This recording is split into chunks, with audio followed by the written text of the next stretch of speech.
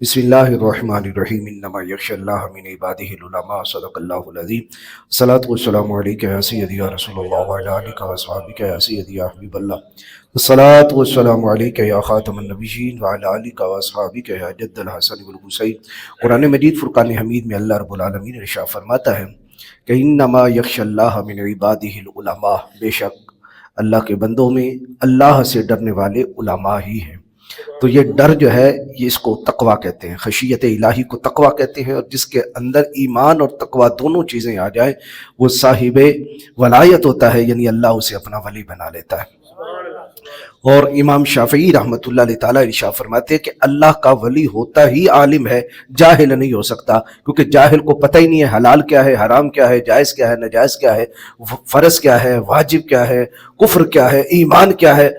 फरमाया वलायत के लिए पहली शर्त इल्म है, जिसके पास इल्म नहीं है वो साहिब वलायत भी नहीं है।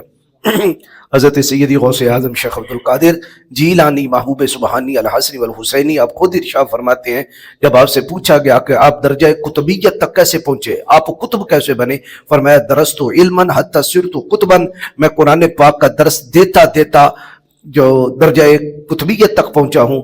फरमाया अल्लाह ताला ने मुझे कुरान के रास्ते से कुतुब बना डाला।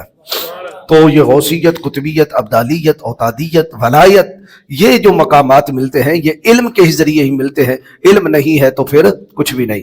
हज़रत सुल्तानुल आरिफीन सुल्तान बाहू रहमतुल्लाह तआला का एक फरमान है कि बे इल्मा जो करे फ़कीरी काफर मरे दीवाना हो, बे इल्मा जो करे फ़कीरी काफर मरे दीवाना हो। जब उसको इल्म ही नहीं है कि अल्लाह की मार्फत क्या है, रसूलुल्लाह की मार्फत क्या है, और अंबिया की मार्फत क्या है, मलाइका की मार्फत क्या है, आखिरत की मार्फत क्या है, इनके बारे में अकाईद व नज़रियात क्या है, जब उसको इल्म ही नहीं है लिहाजा वो खुद भी गुमराह होगा और अगले मुरीदों को भी गुमराह करेगा। हजरत इमाम जलालुद्दीन रूमी रहमतुल्लाह तआला ने मिसाल दी। आप फरमाते हैं कि शैतान ने एक मरतबा समंदर में डेरा लगाया, पूरी दुनिया से उसने अपने सारे शैतानों को बुला लिया और बुला के कहा कि आज की रिपोर्ट दो, तुमने क्या किया, तुमने क्या किया, तुमने क्या किया, तुमने क्या किया। सारे रिपोर्ट देते रहे। कोई कहता रहा कि आज मैं फलां बंदे को मैंने नमाज पढ़ने से रोका, बड़ा काम किया भाई तूने, मैंने आज कत्ल करवा दिया, बड़ा काम किया तूने, मैंने मियाँ बीवी के दरमियान जुदाई डलवा दी, मैंने दो बंदों को आपस में लड़ा दिया ताकि वो जेल में चले गए, तूने फला फला अपनी अपनी रिपोर्टें देते रहे। एक छोटा सा शैतान उठा, उसने कहा गुरुजी मैंने इतना बड़ा काम तो नहीं किया, एक छोटा सा काम किया है। एक तालिब इल्म मदरसे की तरफ जा रहा था, मैंने वसवसा दिया कि आज छुट्टी कर ले, कल चले जाना, लिहाजा आज मैंने उसे मदरसे से रोका। बस इतना सा छोटा सा काम किया। गुरु अपनी जगह से उठा, बड़ा शैतान इब्लीस, उसने उसको जफ्फी डाली, मुआनका किया, उसने कहा सबसे बड़ा काम तो तूने किया। दूसरे कहने लगे इतने बड़े बड़े हमने मार के जो है वो सर किए हैं और मुल्कों के मुल्क लड़ा डाले हैं, हमें कोई शाबाश नहीं, शाबाश इसको मिल रही है। उसने कहा, गुरु ने कहा इब्लीस ने कि तुम क्या जानो कि इसने इतना जो काम किया वो कितना बड़ा काम है, आओ मैं तुम्हें दिखाता हूं। अगर आज वो बच्चा मदरसा चला जाता, हो सकता है कि उस्ताद से वो कोई सबक याद करता, कोई अकीदे का, कोई इल्म का, और जो इसके ईमान की हिफाजत का बाइस बनता। आज वो मदरसे नहीं गया, उस सबक से वो बच गया, लिहाजा बाकी असबाक पढ़ेगा, वो एक सबक से वो कमजोर रह जाएगा, कल कुला हम उसी सबक से उस पर हमला कर देंगे। आओ मैं तुम्हें नजारा दिखाता हूं। वो अपने सारी अफराद को, लश्कर को लेकर, अपनी पूरी टीम को लेकर एक शहर में चला गया। रात उन्होंने उस शहर में गुजारी। सुबह के वक्त, सहरी के वक्त एक आबिद साहब आ रहे थे जो तहज्जुद गुजार थे। तो शैतान इंसानी सूरत में आके अपने टीम से कहने लगा, अब नज़ारा देखना, इल्म और गैर इल्म, आलिम और जाहिल में फ़र्क देखना। अब ये आबिद है, सारी सारी रात जागने वाला, अब ये तहज्जुद के लिए जा रहा है, ये किस तरह मिनट में जो है वो काफिर होता है। आया इंसानी सूरत में, हजरत साहब आप बड़ा चमकता हुआ आपका चेहरा है, आपकी नौरानियत बताती है कि मेरा मसला हल हो जाएगा, मेरा मसला हल हो जाएगा। उसने कहा पूछो क्या मसला पूछना है। उसने कहा मसला ये है। जेब से उसने शीशी निकाली और कहा क्या अल्लाह ताला सातों आसमान सातों जमीन इस शीशी में डाल सकता है। अब आबिद साहब ने यूं आसमान की तरफ देखा, जमीन की तरफ, उसने कहा नहीं नहीं ये नहीं हो सकता। कहाँ जमीन व आसमान की वसत, कहाँ छोटी सी शीशी, तू पागल है, भला इस शीशी के अंदर इतनी बड़ी कायनात आ सकती है। उसने कहा हजरत मसला हल हो गया, मैं बड़ा परेशान था, सारी रात करवटें बदलता रहा, सो न सका, अल्लाह आपका भला करे, अस्सलाम वालेकुम। वो जा रहा है। اب اس نے اپنی ٹیم سے کہا اب یہ ساری رات بھی ٹکرے مارتا رہا، آگے پوری زندگی ٹکرا مارتے رہے، یہ مرے گا کافر۔ کیوں؟ اس کو اللہ کی قدرت پر کوئی یقین نہیں ہے۔ اس نے کہا اب دوسرا نظارہ بھی دیکھنا۔ تھوڑی دیر بعد فجر کی اذان ہونے لگی، اذان ہوئی تو لوگ دڑا دڑ مسجد کی طرف آنے لگے، بس تھوڑا ٹائم رہتا تھا جماعت کے کہ اتنے میں امام صاحب بھی دوڑتے دوڑتے آ رہے تھے۔ اس نے کہا اب یہ عالم ہے، اب میں یہی مسئلہ اس سے پوچھوں گا، تم نظارہ دیکھنا۔ آیا انسانی صورت میں، السلام علیکم یا مفتی صاحب، مفتی صاحب ایک مسئلہ، میں ساری رات کروٹیں بدلتا رہا، سوچتا رہا لیکن حل نہیں ہوا، آپ مجھے بتا دیں۔ اس نے کہا پوچھو جلدی، جماعت کے لیے تھوڑا سا ٹائم ہے، لوگ میرا انتظار کر رہے ہیں۔ اس نے کہا شیشی نکال کے، کیا اللہ اس شیشی میں زمین و آسمان سارے ڈال سکتا ہے؟ اس عالم نے کہا لا حول ولا قوت الا باللہ العلی العظیم، تو کہتا ہے اس شیشی کے اندر اللہ کروڑوں زمین اور کروڑوں آسمان ایک سوئی کے نکے کے اندر بھی ڈال سکتا ہے۔ تبارک الذی بیدہ الملک وہو علی کل شیء قدیر، ان اللہ علی کل شیء قدیر، وہ تو ہر چاہے پہ قادر ہے۔ اس نے کہا جی حضرت مسئلہ حل ہو گیا، وہ چلا گیا۔ اس نے کہا دیکھو عالم صرف فرض پڑھنے جا رہا ہے لیکن اس کے علم نے اسے بچایا۔ ایک مرتبہ حضرت سیدی غوث اعظم شیخ عبد القادر جیلانی جنگل میں محو عبادت تھے، اتنے میں شیطان نوری بادل بن کے آیا، نور کا بادل چمکدار، اور اندر سے آواز کیا آئی، آنا ربک یا عبد القادر، عبد القادر میں تیرا پروردگار ہوں، میں تجھ سے راضی ہو گیا ہوں، آج کے بعد جو تیرا دل کرتا ہے وہ کر لے، تیرے لیے شریعت جو ہے وہ معاف ہو گئی ہے، تیرے لیے حرام بھی حلال ہو گیا ہے، تو دائمی جنت کے اندر ہے، نماز پڑھ نہ پڑھ، روزہ رکھ نہ رکھ، حج کر نہ کر، نیکی کر نہ کر، میں تجھ سے راضی ہو گیا۔ حضرت شیخ عبد القادر جیلانی محبوب سبحانی نے فوراً پڑھا اعوذ باللہ من الشیطان الرجیم، اسی وقت بادل پھٹا، بیچ سے وہ چوہا سا نکل آیا ابلیس۔ اس نے کہا کہ میں نے تو اس روح میں 70 ولیوں کو تباہ کر دیا۔ کتنے ولی تباہ کیے؟ 70، یعنی جو علم کے ذریعے ولی نہیں بنے تھے، محض عبادت کر کر کے ولی بن گئے تھے اور درجہ ولایت تک پہنچے تھے، میں نے 70 تباہ کر دیے۔ آپ کو آپ کے علم نے بچا لیا۔ آپ کو کیسے پتا چلا؟ آپ نے فرمایا مجھے پتا چل گیا تھا کہ یہ نماز تو معاف صحابہ کرام پر نہیں ہوئی، یہ حلال حرام شریعت محمدی صلی اللہ تعالی علیہ وسلم حضرت ابو بکر پہ بھی فرض رہی، حضرت عمر پہ بھی، حضرت عثمان پہ بھی، مولا علی پہ بھی، کل صحابہ کرام پر، اور اللہ تعالیٰ نے ان کو معاف نہیں کی، جبکہ ان پر مجدہ بھی آ چکا تھا رضی اللہ عنہ ورضوا عنہ، اللہ ان سے راضی ہو چکا اور یہ خدا سے راضی ہو چکے، جن پر سرٹیفکیٹ نازل ہو چکا، سند نازل ہو گئی کہ اللہ ان سے راضی ہو گیا، اور کلًا وعد اللہ الحسنی، یہ سارے کے سارے جنتی ہیں، ان پر بھی اللہ نے حرام کو حلال نہیں کیا۔ عبد القادر کس کھیت کی مولی ہے؟ اس وقت اس نے کہا میں نے تو اے عبد القادر تجھ کو تیرے علم نے بچایا۔ ہم نے فرمایا لعنتیا جاتے جاتے بھی وار کر رہا ہے، مجھ کو میرے علم نے نہیں خدا کے فضل نے بچایا۔ تو بات کیا چلی؟ علم کی چلی۔ بے علماں جو کرے فقیری، کافر مرے دیوانہ۔ حضرت داتا گنج بخش علی حجویری رحمت اللہ علیہ تعالیٰ نے کشف المحجوب کے اندر جب یہ لکھا، یہ سارے ولایت کے درجے اور مراقبات، یہ سارے قصص اور واقعات اور آگے حال لکھے، پہلا جو چیپٹر باندھا ہے وہ علم کا باندھا ہے۔ کیا باندھا ہے؟ علم اور فقہ کا باندھا ہے۔ آپ نے فرمایا جو علم اور فقہ کے بغیر فقیری کی طرف آتا ہے وہ زندیق ہوتا ہے۔ آپ پڑھے نبی، اور خود قرآن نے کہا انما یخشی اللہ من عبادہ العلماء، اللہ سے صحیح ڈرنے والے اس کے بندوں میں سے کون ہیں؟ علم والے۔ جو علم والا ہوگا وہ ڈرے گا، اور عالم ہی شیطان کے ہتھ کنڈوں سے بچتا ہے۔ ایک حدیث پاک ہے، یہ سنن دارمی ہے میرے پاس، اور یہ وہ محدث ہیں کہ جن کی وفات پہ امام بخاری روئے، امام بخاری کے زمانے کے یہ محدث ہیں، اور حضرت امام ذہبی ان کو کہتے ہیں رکن من ارکان الدین، یہ بندہ محدث وہ ہے جو دین کے رکنوں میں سے ایک رکن تھا۔ امام مسلم کا بھی استاد، امام ترمذی کا بھی استاد، امام ابو داؤد کا بھی استاد، امام نسائی کا بھی استاد۔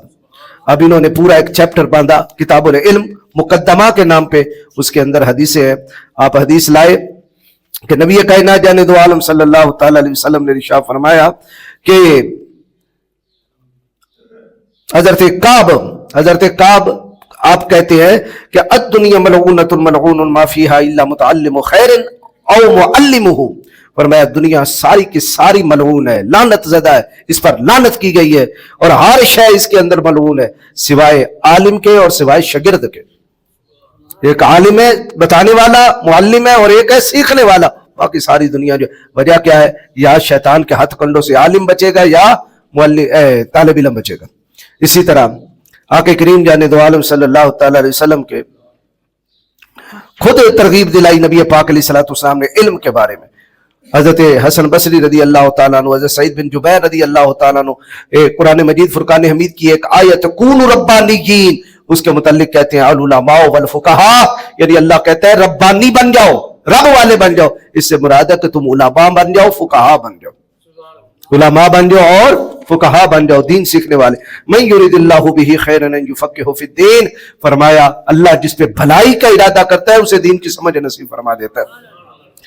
جو جاہل اور عالم میں فرق ہوتا ہے، عالم مسئلے کی نوعیت کو سمجھ جاتا ہے اور جاہل جو ہے وہ ایک حدیث پڑھ کے اسی پہ گمراہ ہو جاتا ہے، پھر اسی کو لیے پھرتا ہے۔ ہمارے ساتھ بھی ایسے کئی واقعات پیش آتے ہیں، ہمارے ساتھ بھی ایسے واقعات پیش آتے ہیں۔ ہمارے استاد گرامی رحمۃ اللہ علیہ تعالیٰ کے پاس ایک بندہ آ گیا، قرآن مجید فرقان حمید کی ایک آیت پڑھ کے سمجھ نہ سکا، اگلوں کو بھی کئی لوگوں کو اس نے گمراہ کیا۔ سورہ زخرف صلی اللہ علیہ وسلم، دروشی پڑھیے، الصلاۃ والسلام علیک یا سیدی یا رسول اللہ وعلی آلک و اصحابک یا سیدی یا حبیب اللہ، الصلاۃ والسلام علیک یا خاتم النبیین وعلی آلک و اصحابک یا جد الحسن والحسین۔ سورہ احقاف یا زخرف کی آیت ہے، آیت نمبر 9۔ احقاف سورہ احقاف کی آیت نمبر 9 ہے۔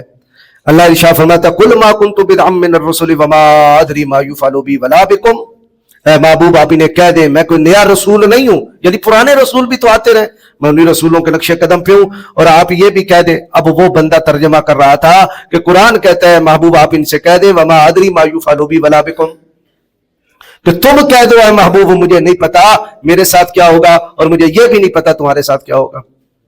تو نبی کو تو اپنا پتہ بھی کوئی نہیں ہے کہ میرے ساتھ کیا بننی ہے، کل کیا ہونا ہے، پرسوں کیا ہونا ہے، چوتھ کیا ہونا ہے، اگلے سال کیا ہونا ہے، اور حتیٰ کہ اس نے یہ پکچر لگا دی اپنی طرف سے، نبی کو تو اپنا پتہ بھی کوئی نہیں کہ میں نے مومن فوت ہونا ہے کہ کافر فوت ہونا ہے۔ اب پڑھی کیا ہے، قرآن کی آیت پڑھی ہے۔ اچھا، اس کے ساتھ ایک 1991 کے اندر ایک مولوی صاحب آ گئے استاد محترم رحمۃ اللہ علیہ تعالیٰ کے پاس، کہنے لگے آپ سے علم غیب پہ ہم نے مناظرہ کرنا ہے۔ استاد صاحب فرمانے لگے علم غیب پر تم نے مناظرہ کرنا ہے، تمہارا تو عقیدہ ہے کہ نبی کو تو اپنا پتہ کوئی نہیں ہے کہ میں نے مومن فوت ہونا ہے کہ کافر فوت ہونا ہے۔ کہنے لگا یہ تو قرآن میں لکھا ہوا ہے، اور یہی آیت پڑھی سورہ احقاف 26واں سپارہ آیت نمبر 9 وما ادری ما یفعل بی ولا بکم، کہ اے محبوب ان سے کہہ دو کہ مجھے پتہ ہی نہیں ہے میرے ساتھ کیا ہونا ہے اور مجھے یہ بھی نہیں پتا تمہارے ساتھ کیا ہونا ہے۔ اب وہ مولوی صاحب جس مسلک کے تھے ساتھ 4-5 بندے بھی لے آئے، کہنے لگے یہ تو قرآن میں لکھا ہے کہ نبی کو تو پتہ ہی کوئی نہیں ہے۔ استاد صاحب رحمۃ اللہ علیہ تعالیٰ فرمانے لگے اگر تیرا مناظرہ اس بندے سے ہو جائے جو اندر سے بھی کالا ہے باہر سے بھی کالا ہے، سمجھ آ رہی ہے کالوں کی، اور اندر باہر سے کالا ہے، علم بھی کالا ہے، کپڑے بھی کالے ہیں، ان کا دل بھی کالا ہے، اور جن کا عقیدہ ہے ابو بکر و عمر عثمان جنتی نہیں ہے، فرمایا تیرا مناظرہ ان سے ہو جائے تو کیا کہے گا؟ اس نے کہا میں کہوں گا کوئی جنتی ہے۔ استاد صاحب فرمانے لگے تو کیسے کہے گا؟ کہنے لگا میں فٹ حدیث پڑھوں گا کہ نبی پاک نے کہا ابو بکر فی الجنہ، عمر فی الجنہ، عثمان فی الجنہ، ابو بکر بھی جنتی، عمر بھی جنتی، عثمان بھی جنتی۔ استاد صاحب کہنے لگے آگے سے وہ کالا یہی آیت پڑھ دے وما ادری ما یفعل بی ولا بکم، کہ نبی تو کہہ دے کہ مجھے تو اپنا بھی پتہ نہیں تمہارا پتہ نہیں، تو جس نبی کو اپنا پتہ کوئی نہیں ہے وہ ابو بکر کو کیسے جنتی کہہ سکتا ہے؟ سمجھ آئی کہ نہیں؟ جس نبی کو اپنا پتہ کوئی نہیں وہ عمر کو جنتی کیسے کہہ سکتا ہے؟ جس نبی کو اپنا پتہ نہیں وہ عثمان کو جنتی کیسے کہہ سکتا ہے؟ اب وہ کبھی بغلیں دیکھے، کبھی آئیں، کبھی شائیں، کبھی بائیں۔ اب اس کے پاس جواب کوئی نہیں تھا۔ فرمایا اب بتا تیرا جواب کیا ہوگا اس کالے کے سامنے، کیونکہ یہاں تو ہے میں اپنے بارے میں نہیں جانتا کہ میرے ساتھ کیا ہوگا، تمہارے بارے میں بھی نہیں جانتا کہ تمہارے ساتھ کیا ہوگا، تو تمہارے بارے میں سامنے ابو بکر ہی تھے نا، عمر تھے، عثمان تھے، ان کو جنت کی بشارتیں دے رہے ہیں اور اپنے بارے میں کوئی پتہ نہیں کہ میں نے جنت میں جانا کہ نہیں جانا۔ اب وہ مولوی صاحب نہیں نبی اپنے بارے میں نہیں کوئی پتا، اپنے بارے میں نہیں پتا، اپنے بارے میں نہیں پتا۔ فرمایا اپنے بارے میں نہیں پتا تو دوسروں کے بارے میں کیسے پتا؟ بہرحال ساتھ والوں نے کہا علامہ صاحب ہمیں آپ کی بات سمجھ آ گئی ہے، مولوی ڈنڈی مار رہا ہے، آپ بتائیں اس کا ترجمہ کیا ہے؟ فرمایا ہاں اب میں بتاتا ہوں اس کا ترجمہ کیا ہے۔ یہاں لفظ ہے ادری، کیا لفظ ہے؟ ادری، وما ادری ما یفعل بی ولا بکم، ما کا معنی ہے نہیں، ادری یہ درایت سے بنا ہے اور درایت سے فعل مضارع ہے اور متکلم کا صیغہ ہے، اس کا معنی ہوتا ہے تکا لگانا۔ کیا لگانا؟ تکا سمجھتے ہیں کیا ہوتا ہے تکا؟ اندازہ اپنے کو لگ گیا تے نہ لگیا نہ صحیح، چلے مثال دے دوں تاکہ کلیئر ہو جائے۔ بادشاہوں کے محفل میں بادشاہوں کے درمیان میں نجومی بیٹھا کرتے تھے، نجومی تو کہیں سفر کرنا ہو تو نجومیوں سے پوچھتے تھے سفر کروں کہ نہ کروں, شادی کرنی ہوتی تھی میں لڑکی کی فلاں لڑکے سے شادی کر دوں کہ نہ کروں, فلاں ملک کا شہزادے کا رشتہ آیا کروں کہ نہ کروں, وغیرہ وغیرہ. تو نجومی حساب کتاب لگا کے بتا دیتے تھے کر لو نہ کرو, سفر کرو نہ کرو, جنگ کرو نہ کرو, خریدو نہ خریدو, وغیرہ وغیرہ. کام نجومیوں کا بھی چلتا رہتا تھا. بادشاہ کی شادی ہو گئی, بادشاہ کے گھر میں بچی اور بچے کی امید لگ گئی. بادشاہ نے نجومی کو بلایا اور کہا حساب کر کے بتا دے میرے گھر میں بیٹا ہوگا کہ بیٹی ہوگی. اب نجومی نے کہا اب مارا گیا. اگر میں نے کہا بیٹا پیدا ہوگی بیٹی تب بھی رگڑا گیا, اگر میں نے کہا بیٹی اور پیدا ہو گیا بیٹا تب بھی رگڑا گیا. اب کروں تو کیا کروں؟ تو کہی ہے نا, یہ دینے والی ذات کون ہے؟ لڑکا لڑکی دینے والی ذات کون ہے؟ یہ تو اللہ کی ہے, اس کے کام ہے. یہاں کبھی الٹرا ساؤنڈ بھی غلط ہو جاتے ہیں, کچھ بتاتے ہیں جب ولادت ہوتی ہے تو بچہ کوئی اور پیدا ہو جاتا ہے. بہرحال اس نے نیچے سے حساب کتاب لگا, لوگوں کے آدھا گھنٹہ بعد ایک پرچی پہ لکھ دیا بچہ نہ بچی, بچہ نہ بچی. پرچی بند کر دی اور کہا بادشاہ سلامت, پرچی مت کھولیے گا, جب کچھ ہو جائے تب کھولیے گا, جو میں نے لکھا ہوگا وہی ہوگا. اب یہاں نجومی نے کیا لگایا ہے؟ تکا. بچہ نہ بچی. تکا کیا لگایا کہ اگر بچہ پیدا ہو گیا تو میں کہوں گا بادشاہ سلامت میں نے لکھا بچہ نہ بچی, یا نہ جو ہے نا بچی دے نال جوڑ دیاں گا. تو جب بچی پیدا ہوگی تو میں کہوں گا میں نے تو پہلے ہی کہا تھا بچہ نہ بچی. یہ اس نے کیا کیا بھائی؟ تکا لگایا نا. اچھا کبھی کبھی ضائع بھی ہو جاتا ہے, نہیں ہوتا بچہ. عورتیں ایسی حالت سے بھی گزر سکتی ہیں کہ وہ بخار اور مختلف عوارض سے کہ بچہ ضائع ہو جائے. اگر ایسی کنڈیشن بن گئی تو میں کہوں گا میں نے تو پہلے لکھا تھا بچہ نہ بچی, بچہ نہ بچی, کچھ بھی نہیں. یہ اس نے کیا کیا ہے؟ تکا لگایا. لیکن جو اللہ بچہ دینے پہ قادر ہے, بچی دینے پہ قادر ہے, ضائع کرنے پہ قادر ہے, اگر جوڑے دے دیتا بچہ بھی بچی بھی تو اب تکا کدھر جاتا؟ تکا کہتے ہیں ایسا اندازہ اور ایسا قیاس لگانا جو فٹ آ جائے نہ آئے نہ آئے. تو اللہ نے محبوب سے کہا ہے محبوب تو اعلان کر دے وما ادری, میں کوئی تکے نہیں لگاتا کہ میرے ساتھ کیا ہوگا تمہارے ساتھ کیا ہوگا, کیونکہ ان اتبع الا ما یوحی الی, میں تو وہی بتاتا ہوں جو میرے پاس وہی آتی ہے کہ میرے ساتھ کیا ہوگا تمہارے ساتھ کیا ہوگا. میں کوئی تکے لگانے والا نبی نہیں ہوں. میں نے جو تمہیں کہا قیامت کے دن سارے نبی میرے جھنڈے کے نیچے ہوں گے, میں نے جو تمہیں کہا کل قیامت کے دن سب سے پہلے جنت کا دروازہ میں کھٹکھٹاؤں گا, میں نے جو تمہیں کہا کہ جنت میں پہنچتے خدا میرا استقبال کرے گا, میں نے جو تمہیں کہا کہ کل میدان محشر میرے قدموں پہ اکٹھا ہوگا, میں نے جو تمہیں کہا ابو بکر بھی جنتی, عمر بھی جنتی, عثمان بھی جنتی, علی بھی جنتی, طلحہ بھی جنتی, زبیر بھی جنتی, سعید بھی جنتی, سعد بھی جنتی, ابو عبیدہ بھی جنتی, عبد الرحمن بھی جنتی, بلال, یہ اس کی بھی میں نے جنت کے اندر آواز سنی. یا میں نے جتنی خبریں دی ہیں یہ کوئی میں تکے سے نہیں بتا رہا, میں پکی ٹھکی خبریں دے رہا ہوں. اب جاہل نے آیت پڑھی تو ترجمہ کیا کیا, اور وہی عالم نے پڑھی تو ترجمہ کیا کیا. تو یہ ادری ہے, ما لا عالم نہیں ہے یہاں, وما ادری, ما عالم نہیں ہے کہ تو کہہ دے کہ میں نہیں جانتا. اسی طرح یہ کچھ ایک تو یہ پڑھتے نہیں ہے, دوسرا وہ ایک جوڑا بولا تھا کسی نے, ایک تو یہ پڑھتے نہیں ہے, دوسرا یہ خوش فہمی میں گمان ہے ہم سارا کچھ ہی پڑھے ہوئے ہیں. اسی طرح ایک مولوی صاحب ہے توجہ آپ کی, ایک اور مولوی صاحب اعتراض لے کے استادوں کے پاس آ گئے, کہنے لگے جی یہ بتائیے اس اذان سے پہلے درود شریف پڑھنا کہاں سے لکھا ہے؟ اذان سے پہلے درود شریف پڑھنا کہاں سے لکھا ہے؟ آپ نے فرمایا تجھے کوئی درود شریف آتا ہے؟ کہنے لگا جی بالکل آتا ہے. فرمایا پڑھو. اس نے کہا اللہم صلی علی محمد وعلی آل محمد کما صلیت علی ابراہیم وعلی آل ابراہیم انک حمید مجید. آپ نے فرمایا ٹائم کیا ہوا ہے؟ اس نے کہا جی 9:45 ہو گئے ہیں. فرمایا کیا کسی کتاب کے اندر لکھا ہوا ہے کہ رسول پاک نے کہا کہ 9:45 پہ درود ابراہیمی پڑھنا ہے؟ کہنے لگا جی نہیں لکھا. فرمایا کیوں پڑھا ہے؟ کہنے لگا جی جو مرضی پڑھ لو. فرمایا ایسی دھیان جو مرضی پڑھ لو, اذان سے پہلے بھی پڑھ لو, اذان کے بعد بھی پڑھ لو. یہ پابندی دکھاؤ کہ حضور نے کہو کہ جب بھی پڑھو کہ قبول ہے الا قبل الاذان, لیکن اذان سے پہلے مت پڑھنا ورنہ پھینٹا لگ جائے گا. کہیں کہا ہے؟ کہنے لگا لیجیے دکھائیے. فرمایا اصول کے مطابق تو جائز ہو گیا, لیکن ہاں میں تمہیں حدیث دکھا دیتا ہوں کہ درود شریف یہ دعا ہے یا نہیں ہے. بھائی درود کا معنی کیا ہے؟ اے اللہ تو محمد رسول اللہ پہ رحمت بھیج, یہ کیا ہے؟ دعا ہے نا, دعا ہے. اب یہ دیکھنا ہے کہ حضرت بلال اذان سے پہلے دعا مانگتے تھے کہ نہیں؟ ٹھیک ہے، ابو داؤد شریف ہے، ابو داؤد شریف جلد اول ہے، صفحہ 177 ہے، اور باب فوق المنارہ ہے، اور کتاب الاذان ہے۔ حدیث یہ ہے حضرت بلال فجر کی اذان پڑھنے سے پہلے آپ پاپ کی طرف دیکھتے تھے کہ پاپ پھٹی ہے کہ نہیں، صبح صادق ہوئی ہے کہ نہیں۔ جب صبح صادق ہو جاتی تھی حضرت بلال یوں پہلے انگڑائی لیتے تھے۔ میں کہا ذرا سنت ادا ہو جائے۔ انگڑائی لیتے تھے، اس کا مطلب ہے کہ انتظار کافی لمبا ہوتا تھا۔ انگڑائی لیتے اور انگڑائی لے کر اذان نہیں پڑھتے تھے، ہاتھ اٹھا لیتے تھے۔ الحمدللہ الذی، الحمدللہ اللہم انی احمدک واستعینک علی قریش ان یقیموا دینک۔ اے اللہ میں تیری تعریف کرتا ہوں، تجھ سے مدد مانگتا ہوں، نبی پاک کا پورا خاندان قریش، مکہ کے سارے قریشیوں کو مومن فرما دے۔ کن کے حق میں دعا کرتے تھے؟ قریش کے حق میں، اور ایک رات بھی خالی نہیں ہوتی تا کہ سارے قریش کو اللہ نے ایمان کی دولت سے نواز دیا۔ تو حضرت بلال مانگے قریش کے حق میں دعا، ایمان کی اور اذان سے پہلے مانگے تو یہ دعا مانگنا جائز ہے، اور ہم اذان سے پہلے قریشیوں کے بھی سردار اور ساری کائنات کے بھی سردار نبی رحمت کے لیے دعا مانگے، یہ ناجائز ہے؟ سبحان اللہ فرما دیں بھائی۔ پھر حضرت بلال کو پورا مسئلہ آتا تھا کہ ادھورا مسئلہ آتا تھا؟ بولیے بھائی، یہ آخری توجہ طلب بات ہے، پورا دین آتا تھا یا ادھورا دین آتا تھا؟ تو حضرت بلال تو ہمہ وقت حضور کی بارگاہ میں رہا کرتے تھے، تو یہ بھی حضرت بلال نے سنا ہوا تھا وہ دعا اس وقت تک قبول ہی نہیں ہوتی جب تک اس دعا سے پہلے بھی درود نہ پڑھا جائے، اینڈ پہ بھی درود نہ پڑھا جائے۔ تو معلوم ہوتا ہے بلال پہلے درود پڑھتے تھے، پھر دعا مانگتے تھے، پھر درود پڑھتے تھے، پھر اذان پڑھتے تھے،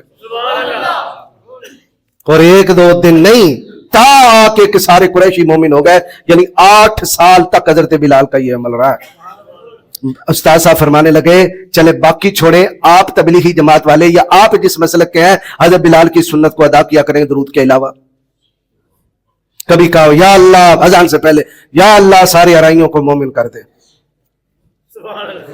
یا اللہ سارے بٹوں کو صحیح جناب والا جو مومن کر دے، یا اللہ ان کے کاروبار چمکا دے۔ کبھی کسی گاؤں میں، دیہات میں، شہروں میں یہ باقاعدہ کبھی اعلان ہوا ہے؟ بھئی حضرت بلال کی سنت نہیں زندہ کرنی؟ بولے نا بھائی۔ تو ہمارے بزرگوں نے کہا کہ اگر تم کہو گے نا یا اللہ رائیوں کو کر دے تو بلوچا نے ڈانگا کٹ لینیا، دانے اسی بھی دینے ہیں، تو وہ یا اللہ بلوچوں کو کر دے، پٹھانوں نے جو ہے وہ سوٹے کھڑکا لینے ہیں کہ تنخواہ ہم بھی دیتے ہیں۔